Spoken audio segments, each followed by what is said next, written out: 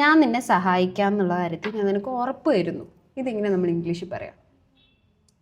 I can assure you that I'll help you. I assure you that I will help you. അങ്ങനെ ആയാലും മതി. അപ്പോൾ ഇവിടെ use ചെയ്തിരിക്കുന്ന വേർഡ് എന്താണ്? അഷ്യൂർ ആണ് അല്ലേ? ഓക്കെ. അവിടെ ഡോറ് പൂട്ടിയിട്ടുണ്ടോ എന്നുള്ള കാര്യം പോയി ഉറപ്പ് വരുത്ത്. ഇതെങ്ങനെയാ പറയാം? Can you assure that the door is closed? ഇവിടെ അഷ്യൂറിൻ്റെ ആവശ്യമില്ല, ഇവിടെ എൻഷുർ ആണ് വേണ്ടത്. Okay, so that's those are the two words that you gonna learn today. അഷ്യൂറും എൻഷുറും. അഷ്യൂർ എന്ന് പറഞ്ഞാൽ ഉറപ്പ് വരുത്തുക, ഉറപ്പ് കൊടുക്കുക എന്നുള്ളതാണ്. അതായത് ഞാൻ നമുക്ക് ഉറപ്പ് തരുന്നു ഞാനത് ചെയ്യാം എന്നുള്ളത്. എൻഷുർ എന്ന് പറഞ്ഞാൽ നമ്മൾ ഒരാളോട് പോയി ഉറപ്പ് വരുത്താൻ പറയുകയാണ്, നീ അത് ഉണ്ടോ ഇല്ലെന്നൊന്ന് കൺഫേം ചെയ്യുന്നു പറയില്ലേ, please ensure that the door is locked. ആ സമയത്ത് നമുക്ക് എൻഷുർ പറയാം. ഓക്കെ, സോ അവൻ സമയത്തിനാണ് വരുന്നതെന്നുള്ള കാര്യം നീ ഉറപ്പ് വരുത്തണം. ഇതെങ്ങനെയാ പറയാ? Can you ensure that he's...